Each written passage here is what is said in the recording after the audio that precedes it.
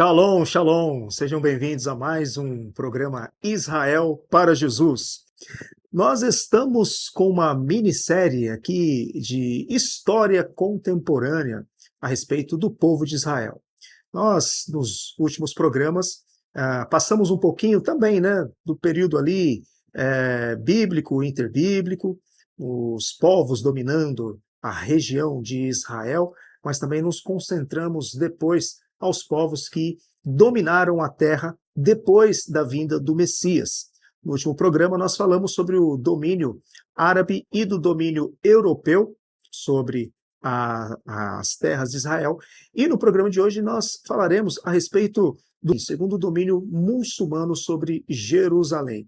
E mais uma vez conosco, estamos com o Esdras, que vai dar aí continuidade aí a esse papo aí tão interessante a respeito um pouquinho da história de Israel aí, Jerusalém.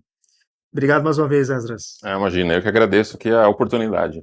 Nós vamos entrar agora aqui, Esdras, a partir do ano 1291, quando Israel agora vai ser dominada pelo domínio mameluco. Isso. Quem é esse povo mameluco? Que domínio é esse? O que a gente tem de interessante aí dentro desse período aí? Aqui esse período dos mamelucos, ele dá início a um período, né, que é o segundo domínio muçulmano de Israel. Israel já havia sido dominado anteriormente pelos árabes, foi o primeiro domínio muçulmano, e agora vem os mamelucos, que é um grupo muçulmano, e em seguida os otomanos, o segundo grupo também muçulmano. E o interessante aqui desse domínio mameluco é que quando a gente vê esse nome assim, mameluco, pode parecer que nós estamos falando de um povo específico ou de uma etnia, mas na verdade não é isso, né? A palavra mameluco, ela significa escravo. Então, esse é um período em que a terra de Israel foi dominada por um grupo de escravos. E como é que isso é possível? Na verdade, essa história ela começa um pouco antes ainda, durante o período dos cruzados. Quando os cruzados estão ali dominando Israel, surge então um sultão, que é o sultão do Egito, né, o nome dele é Saladino. Ele foi um líder muçulmano militar muito poderoso, muito reconhecido. E Saladino ele entendeu que era o dever dele lutar contra os europeus, né, que estavam ali, os cruzados, dominando a terra de Israel, e expulsá-los da terra e recuperar Jerusalém, né, porque no papel de muçulmano ele se via então nesse dever. E ele começou então uma grande campanha militar, e ele foi assim muito bem sucedido. Ele era um grande estrategista, um grande líder militar, e ele conseguiu, ao longo de vários anos, ir derrotando os cruzados, até que sobraram só alguns grupos de cruzados em algumas regiões específicas ali do território de Israel, e Saladino acabou fazendo um acordo com eles, e esses cruzados ficaram ali em alguns pontos específicos assim da Terra Santa, né, como eles mesmos chamaram. Mas eles foram praticamente derrotados, eles ficaram ali. O que acontece é que Saladino tinha entre as suas tropas um grupo ali no seu exército que eram justamente esses mamelucos. Eles eram um grupo de escravos que serviam como soldados. Agora, quando a gente fala assim que eles eram um grupo de escravos, a gente não pode pensar neles exatamente com a mesma imagem que nós fazemos hoje dos escravos, assim, porque eles não eram escravos que ficavam sendo maltratados, apanhando, né, recebendo chicotada. Eles eram um grupo de escravos que recebiam um grande treinamento militar e viviam assim recebendo uma grande dose de regalias. Então, para quem era um escravo, se tornar um mameluco era até uma grande vantagem, né? E esse grupo então participou dessas guerras com Saladino, e depois que Saladino morreu, os descendentes de Saladino se mostraram assim super incompetentes. Eles não conseguiram dar sequência ao governo que esse sultão havia começado, né? O poder deles assim não chegou nem próximo ao de Saladino. E enquanto essa dinastia foi perdendo o poder, esses escravos, os mamelucos, eles foram ganhando mais prestígio, né, ao ponto de estarem não só no exército, mas começarem a se infiltrar também e serem usados dentro do governo do sultanato. Então, o resultado disso tudo é que chegou um momento em que esses escravos, eles tomaram o poder, esse grupo dos mamelucos, porque eles já estavam infiltrados no governo, eles tinham, muitos deles tinham posições muito altas, e aí houve um deles, que era o que tinha a posição mais alta, que era um indivíduo chamado Is-Aibak, que ele se declarou então um novo sultão e conseguiu tirar o poder aí da família de Saladino. A história desse indivíduo até poderia virar um filme, né? Porque ele é um indivíduo que, em um momento da vida, ele foi um escravo. Aí ele virou um mameluco, aprendeu a ser soldado, foi crescendo dentro do exército, depois foi crescendo dentro da administração, e chegou ao ponto de virar o sultão, que é o rei. Então, ele teve essa história interessante. E por conta disso, então, é aí que nós chegamos nesse ponto em que um grupo de escravos, né, funda um sultanato, eles organizam um governo e eles passam a dominar tudo aquilo que era de Saladino antes. E entre tudo que Saladino possuía, estava ali Jerusalém e vários domínios na terra de Israel. O que aconteceu em seguida é que esse grupo dos mamelucos, eles decidiram que eles queriam expulsar, né, aquele resquício que ainda havia ali na terra de Israel dos cruzados. Então, aqueles cristãos europeus que ainda estavam ali em algumas cidades, algumas localidades, eles passaram então a serem expulsos pelos mamelucos. Os mamelucos retomaram a guerra que Saladino tinha parado. E aí então que existe assim a derrota total dos cruzados. O que a gente pode falar mais sobre esse grupo é que esse grupo ele começou inicialmente perpetuando a tolerância religiosa que Saladino havia implantado ali na terra de Israel, porque Saladino ficou muito conhecido por ser um governante assim muito eficaz, mas também muito bondoso até certo ponto, e ele permitiu que os judeus e os cristãos ainda andassem ali pela terra de Israel e pudessem visitar os lugares sagrados, cada um da sua religião, né, e eles eram obrigados a pagar impostos para exercerem a religião ali, mas havia uma tolerância, eles eram bem aceitos. E inicialmente os mamelucos fizeram a mesma coisa. Mas com o passar do tempo, como eles estavam ali lutando contra esses cruzados, esses cristãos, eles começaram então a olhar para os cristãos que viviam em Jerusalém, que a essa altura já nem tinham mais nada a ver com os cruzados, mas eles começaram a olhar para esses cristãos com suspeita, né? Eles começaram a pensar, será que esses cristãos que estão aqui, de repente, não são espiões também dos outros cristãos que são nossos inimigos? E surgiu então assim um sentimento de oposição a qualquer grupo que não fosse muçulmano. E eles começaram a perseguir os cristãos em Jerusalém e em outros lugares de Israel. E, junto com os cristãos, um outro grupo que não era muçulmano, quem era? Eram os judeus também. Então eles também começaram a perseguir os judeus. E aí eles começaram a tirar os direitos, vamos dizer assim, que esses dois grupos tinham ali na terra até aquele momento, né? É interessante, Esdras, que a gente vê isso em outros domínios também, né? Por exemplo, Sim. os romanos. Houve uma época que os romanos, o império, tinha uma política tolerante em relação aos judeus. Depois de uma hora para outra, troca-se o imperador, acontece alguma coisa, e aí há as intolerâncias, aí há os levantes. Então, Israel também tem sempre durante esses domínios, né? Esses períodos de pouco mais de pacificação, depois de perseguição e tudo mais. Mas que tipo de intolerância, mais ou menos, que havia por parte ali dos mamelucos contra os cristãos e os judeus? O que acontece é que, com o passar do tempo, eles foram se tornando cada vez mais intolerantes em relação às outras religiões, né? Cristianismo e judaísmo, e eles passaram a exigir que as práticas dos cristãos e dos judeus não infringissem as regras muçulmanas. Então, por exemplo, uma das questões era a questão do vinho. Tanto na religião cristã quanto na religião judaica, existe um uso importante do vinho, né? Os cristãos usam o vinho na ceia. Os judeus usam o vinho em vários dos rituais e das festas, né? Tem sempre um lugar para vinho dentro da cultura judaica.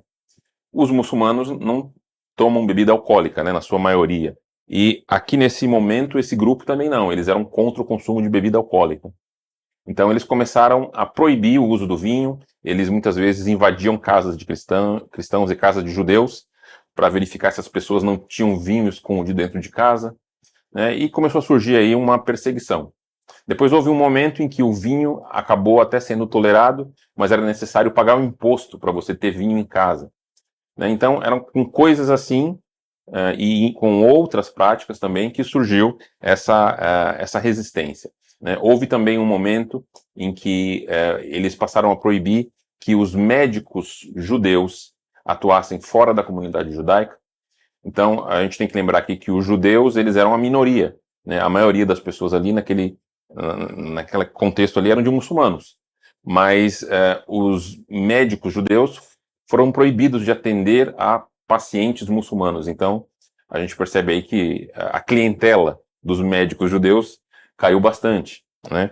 Houve ainda também uma série de outras atitudes que eles tomaram contra os judeus e contra os cristãos, e aí eles obrigaram, então, os cristãos e os judeus a usarem turbantes de cores diferentes. A gente tem que lembrar que nós estamos falando aqui do Oriente Médio, era comum as pessoas usarem turbante, ainda é, né? E lá mesmo os judeus e os cristãos que viviam ali em Jerusalém também usavam turbantes na cabeça, tal. Eles tinham que agora se identificar com cores diferentes. E a cor que foi atribuída para os judeus, então, foi a cor amarela. É interessante a gente notar isso porque mais tarde, lá no nazismo, né, aquela estrela que passou a identificar os judeus era uma estrela também amarela. E aí, esse modo de vida dos judeus começou a ficar cada vez mais difícil, e isso se estendeu aí até 1516, quando finalmente os mamelucos perderam o domínio sobre a terra de Israel. Mais ou menos aí um período aí aproximadamente 300 anos aí, 200 e pouco, Sim, mais ou exatamente. menos, né? Ok. E depois então do período mameluco, nós temos também um período aí de um domínio que também tem um nome aí não muito comum aí, né? Otomano. Quem que é essa Otomano. turma aí? Também faz parte aí dos povos dos muçulmanos ou é um outro grupo Povo muçulmano também. que entra em cena aí agora os otomanos? Sim, os otomanos nada mais são do que os turcos, né?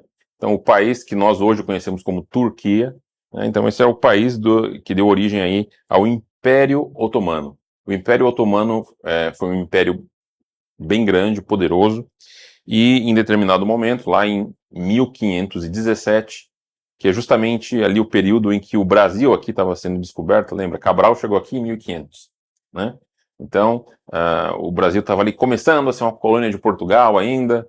Aqui, literalmente, não tinha quase nada, como o pessoal diz por aí, era tudo mato, né? Então, nesse mesmo período, enquanto isso, lá dos lados do mundo, o Império Otomano, então, estava crescendo e começando a conquistar mais territórios. E aí, esse grupo dos mamelucos foi, então, atacado pelos otomanos, e os otomanos venceram. E o líder dos turcos aí foi um sultão chamado Sultão Selim I. Ele também era conhecido como Selim o Terrível. Ele recebeu esse título, né, de ser o Terrível, porque ele era muito agressivo e muito ganancioso, muito ativo. Na verdade, o sultão inicialmente era o pai dele, mas o pai dele foi conhecido como um governante mais pacífico, mais tranquilo. E então Selim, em um determinado momento, ele era tão ganancioso que ele queria chegar ao poder, e o pai dele estava vivo ainda, então ele destronou o próprio pai e conseguiu lá, com manobras políticas, tirar o pai do poder, matou todos os irmãos, porque os irmãos aí eram concorrentes, né, ao trono dele, assumiu o poder e começou a expandir o Império Turco-Otomano. E essa ascensão dele ao poder aconteceu em 1512. Né? Então, pouco tempo depois, ele já foi lá atacar o Império dos Mamelucos, né? Porque ele atacou em 1517 e conseguiu derrotar, né, seus inimigos e tomar a terra de Israel. Quando ele tomou a terra de Israel, ele fez uma reforma administrativa lá em Israel e ele estabeleceu políticas que acabaram sendo até benéficas para os povos que viviam ali, né? Tanto para os muçulmanos quanto para os judeus e os cristãos, porque ele estabeleceu um sistema de governo, né, ou de administração, que era baseado na religião. As regras que se aplicavam a você, elas dependiam da sua religião. No seguinte sentido, né, as regras principais que um indivíduo tinha que seguir eram as regras do império. Mas as questões menores da sua vida não iam ser guiadas pelo Império Otomano, iam ser guiadas pela sua religião, pelos seus líderes religiosos. Então, os muçulmanos que viviam ali passaram a seguir as regras muçulmanas, os cristãos passaram a seguir as regras cristãs e os judeus as regras da comunidade judaica. Então já volta aí uma espécie aí de tolerância, o que Sim. não tinha nos mamelucos. Sim, foi uma tolerância bem grande, porque agora os judeus eles podiam voltar a viver de acordo com as regras da cultura judaica. Eles mesmos poderiam resolver as suas questões pessoais. Então, se um judeu de repente brigasse com um outro judeu, quem ia resolver a questão agora aí era um líder religioso judeu. Da mesma forma que se um cristão tivesse algum problema, ele ia ser, então, ali orientado através de um líder reconhecidamente cristão. Ou seja, isso aí vocês se viram entre vocês, resolvam entre vocês. Sim, o meu interesse aqui é maior, são outros. Exatamente, é cada um no seu quadrado, faz a sua parte aí e siga as regras, né? Então isso foi bom para os judeus em Israel, porque eles conseguiram restabelecer muita coisa do judaísmo que antes eles haviam perdido ou que eles eram proibidos de praticar, né? E isso trouxe então para a terra de Israel uma grande tolerância religiosa aí em todos os sentidos. E por conta disso, começou então a surgir da parte dos judeus um grande processo de imigração de outros países de volta para Israel, porque agora a tolerância aos judeus ela era bem maior. É importante a gente salientar que nessa época, já em outros lugares, e especialmente na Europa, começou a surgir em vários países, por motivos diferentes, uma grande perseguição aos judeus. Então, o antissemitismo cresceu muito em outros países, em especial na Europa, que era um dos lugares onde os judeus mais se encontravam. E os judeus, então, passaram a considerar voltar para Israel como uma solução viável para uma vida melhor, né? E por trás disso havia a ideia, né, que o judeu sempre tem, continua tendo até hoje, de que o judeu ele quer ter a sua terra e quer ter a sua nação de Israel e viver, né, no seu país, no seu território, né, e esperar a vinda do Messias. Então, por conta disso, os judeus começaram a imigrar para Israel e eles ocuparam principalmente 4 cidades em Israel, que foram Jerusalém, Hebron, Safed e Tiberíades. Então, essas cidades elas viraram assim redutos judaicos. E durante esse período aí dos otomanos, Israel cresceu bastante, Jerusalém também, porque os otomanos promoveram uma série de reformas ali na cidade de Jerusalém, eles valorizaram a cidade. E, inclusive, a imagem que nós temos hoje de Jerusalém, se a gente entrar no Google e digitar lá Jerusalém, olhar as fotos, aquela imagem de Jerusalém de hoje, com aquela muralha que nós vemos hoje, ela se deve justamente também a esse período aqui, porque o filho de Selim, que foi o sultão Suleimã, ele foi responsável por construir essas muralhas que existem até hoje, né? As muralhas de Israel já foram reconstruídas algumas vezes. A gente tem até o relato bíblico, né, de Neemias reconstruindo a muralha, etc. e tal. E esse sultão foi alguém também que reconstruiu mais um pouco dessas muralhas. E a imagem de Jerusalém que a gente tem hoje é a imagem que ele deixou lá. E nesse período também que a Porta Dourada, né, a Porta Oriental, citado em Ezequiel, foi fechado, construído o cemitério, também foi nesse período. Exatamente, foi nesse período também. Os otomanos fecharam ali a porta, né, porque eles sabiam da profecia, né, de que o Messias deveria entrar por aquela porta. Então eles bloquearam aquela passagem para impedir a chegada do Messias por ali. Temos aí algumas figuras importantes nesse período aí, dentro desse contexto aí do domínio otomano, né? Sim, existem algumas figuras importantes que realizaram um trabalho que tem resultados até hoje, né, efeitos até hoje. Um dos judeus importantes dessa época, que foi viver lá em Israel, saiu da Europa, foi morar em Israel debaixo do domínio ainda dos otomanos, foi Eliezer ben Yehuda. Esse personagem, ele foi um judeu que ele era assim apaixonado pelo idioma hebraico. E ao mesmo tempo que ele era apaixonado, ele também era inconformado, porque essa altura da história aqui, o idioma hebraico, que é a língua dos judeus, ele havia quase que sido totalmente perdido. Os judeus, tanto em Israel quanto em outros países, já não falavam mais o hebraico.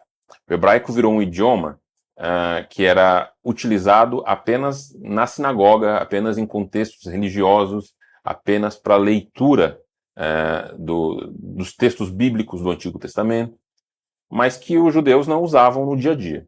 Então, quando o judeu ia para a sinagoga, ele tinha contato com o hebraico, ele falava hebraico lá no que era necessário, lia textos no idioma original, mas a partir do momento que ele saía da sinagoga, acabou ali o hebraico. E esse judeu, ele defendia a ideia de que todos os judeus deveriam ter uma língua única, porque estando espalhados em lugares diferentes, cada comunidade judaica falava um idioma diferente. E ele queria, então, promover uma unidade dos judeus nesse contexto da língua, do idioma. Então, ele começou um projeto pessoal, né, de ensino do hebraico para as outras pessoas e de incluir o hebraico na vida do judeu no dia a dia. Então, ele revisou o idioma hebraico, porque ele falava hebraico, ele criou uma série de palavras modernas para atualizar o idioma, e ele escreveu um dicionário de hebraico. E lá em Israel, ele também fundou uma escola para crianças, só que nessa escola ele só falava em hebraico. Ensinava o hebraico para as crianças e dava as aulas todas em hebraico, porque ele entendia que as crianças representam o futuro, então a nova geração tinha que aprender o novo idioma. E esses esforços dele, no começo, sofreram um pouco de resistência, né? Porque tinha judeus que entendiam que o hebraico era uma língua sagrada. Ela era usada na sinagoga e não devia ser usada para outros assuntos depois na vida cotidiana, né? Então imagina assim, você está na sinagoga, você fala hebraico. Aí você vai para casa, quando você chega em casa, você vê que seu animal de estimação está doente. Pode ser seu gato, seu cachorro. Aí você vai falar desse assunto também em hebraico? Não pode, hebraico é uma língua sagrada. Mas ele, aqui, Eliezer tinha uma ideia, uma mentalidade diferente, e ele insistiu nesse projeto dele. E por conta disso, a comunidade judaica acabou abraçando essa ideia, e os judeus, então, se esforçaram para aprender hebraico. E por conta disso, hoje em Israel, o idioma oficial é hebraico. As pessoas falam em hebraico na sua vida cotidiana, né, não só no contexto religioso. Então, por conta disso, ele passou a ser responsável pelo reavivamento do idioma. Um outro personagem também importante, né, que foi contemporâneo de Eliezer ben Yehuda, foi Theodor Herzl.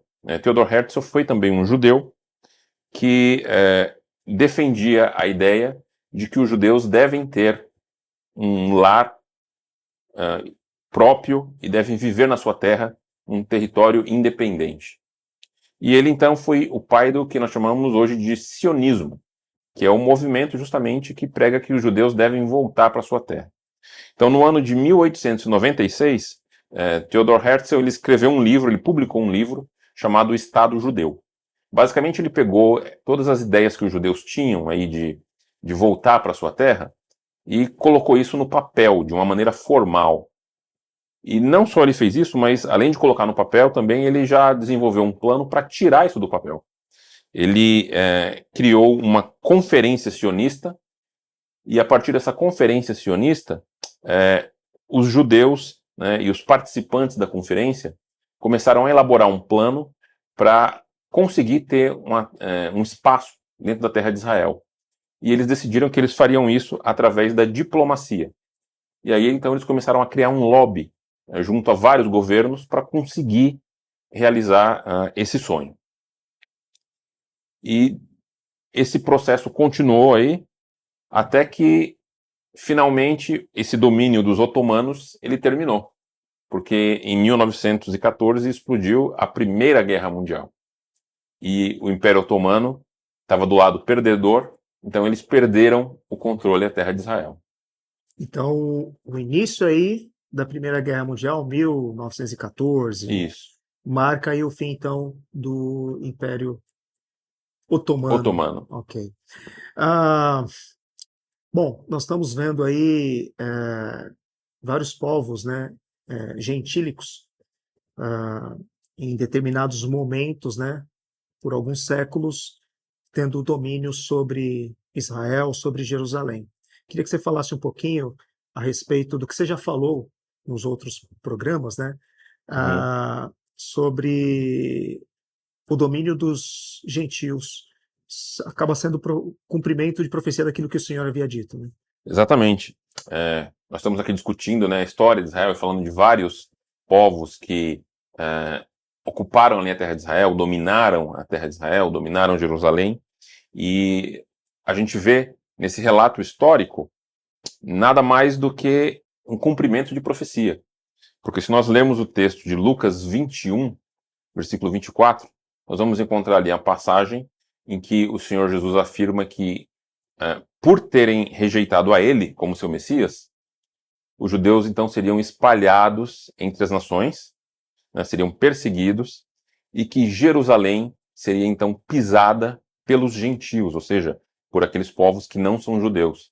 E de fato isso continua acontecendo até hoje, né? O território de Israel, ao longo da história aí que nós estamos discutindo, ele passou pela mão de vários povos que sempre dominaram Jerusalém e subjugaram os judeus. Os judeus sempre tiveram ali, mas agora sempre tendo que obedecer ou tendo que responder a outros povos, como Jesus havia dito. Muito bem. Então encerramos aí o período de domínio muçulmano, o segundo domínio muçulmano. Sim. E vamos continuar no próximo programa, porque aí a gente vai falar a respeito do domínio sobre Jerusalém no último século, até o restabelecimento do novo Estado de Israel. Sim. Esdras, obrigado mais uma vez. Eu que agradeço. Prazer estar aqui. Dando essa aula histórica para a gente aí.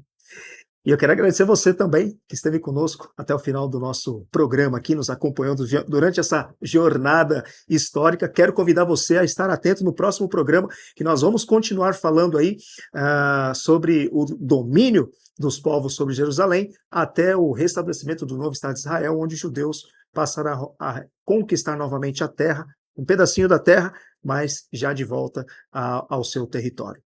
Shalom, shalom, me despeço aqui. E até o nosso próximo programa.